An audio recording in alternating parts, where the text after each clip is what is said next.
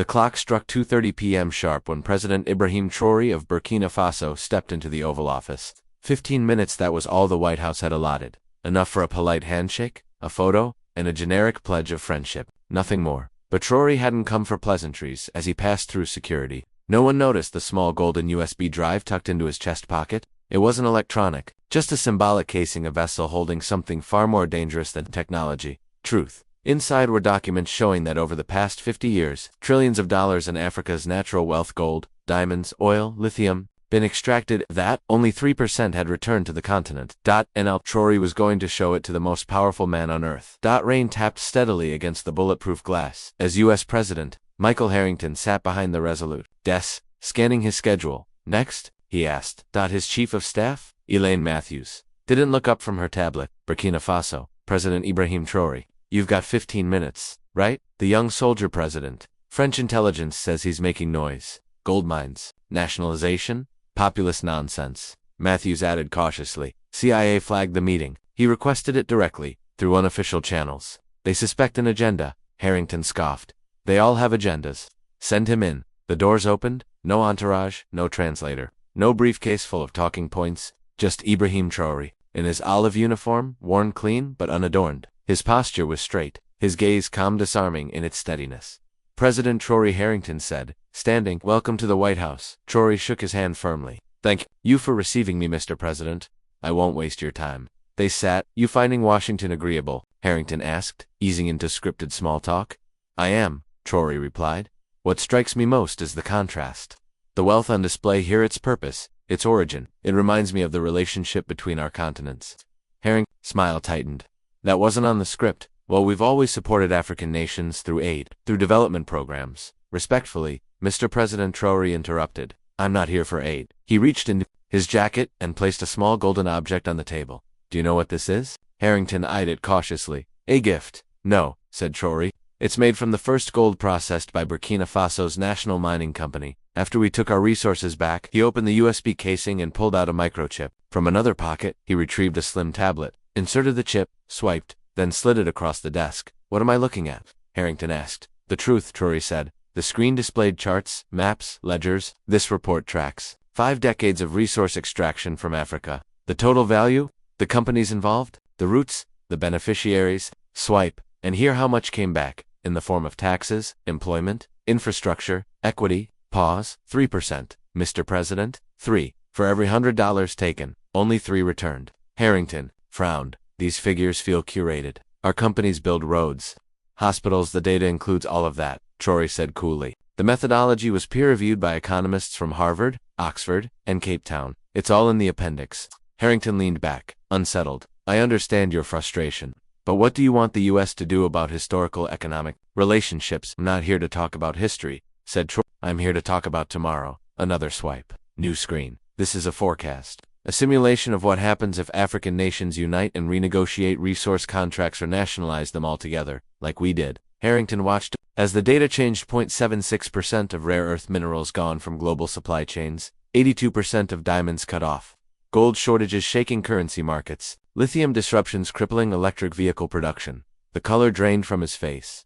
This feels like a threat, he muttered. It's not, Traoré replied evenly. It's reality. For decades, the West has assumed Africa needs it, but these numbers show the opposite. Silence. Just the rain. Finally, Harrington spoke. I assume you're here with an alternative. Traoré nodded, swiping to the final screen.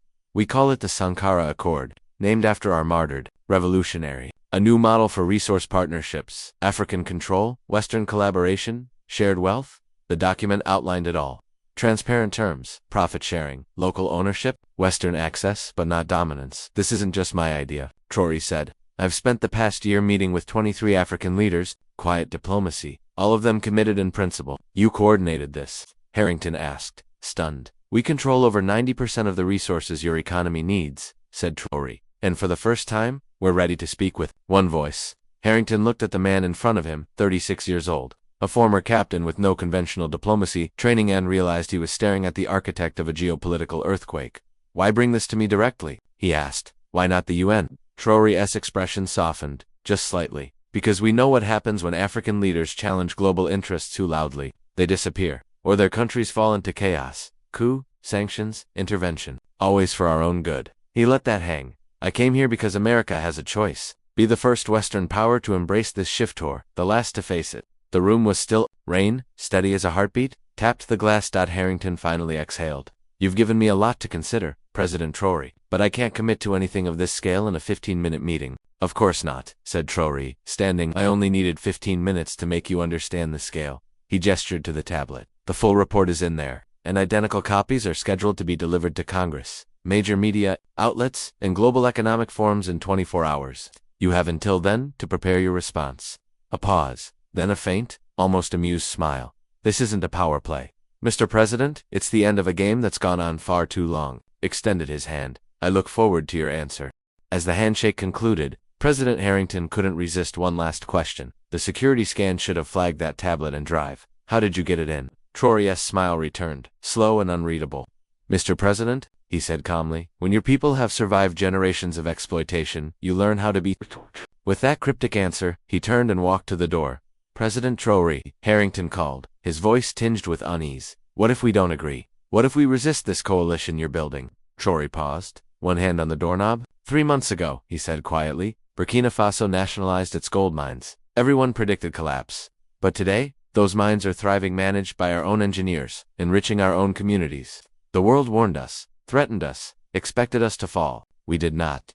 His voice was level but carried like a drumbeat across the room. We are not asking permission. We are offering a choice. Partnership or irrelevance. He exited, leaving behind a stunned president and a golden tablet that now felt heavier than any diplomatic cable ever drafted. Outside, rain blurred the bulletproof windows of the White House as Trory stepped into the waiting car. His advisor, Fatima Zongo, sat rigid with anticipation. How did it go? She asked, eyes scanning his face. Exactly as planned, he replied. He looked back toward the White House, now fading in the storm. He was shocked, then defensive. Now he's calculating. The real test begins now. And if the answer is confrontation, she asked, voice barely above a whisper. Trory didn't hesitate. Then we are prepared. The files have already been distributed to our allies. If anything happens to me, the African Resource Coalition proceeds with or without American cooperation. He turned to her. The era of taking Africa's gold while leaving its children hungry is over. The motorcade pulled away. Even before it reached the security gates, whispers of the encounter had already begun to ripple across diplomatic circles.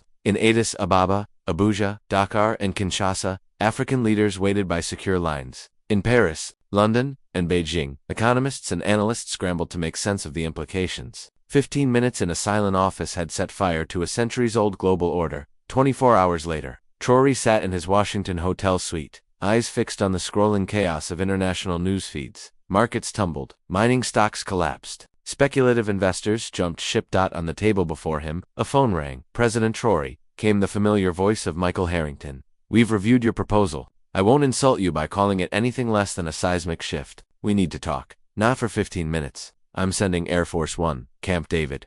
Full negotiations. Trory glanced at his team, then back at the phone. That's a gracious offer, Mr. President, he said. But I think the conversation should happen on neutral ground. The United Nations. In front of the world. A long silence. You drive a hard bargain, President Trory. Not a bargain, Trory replied. A new beginning. New York, the United Nations headquarters.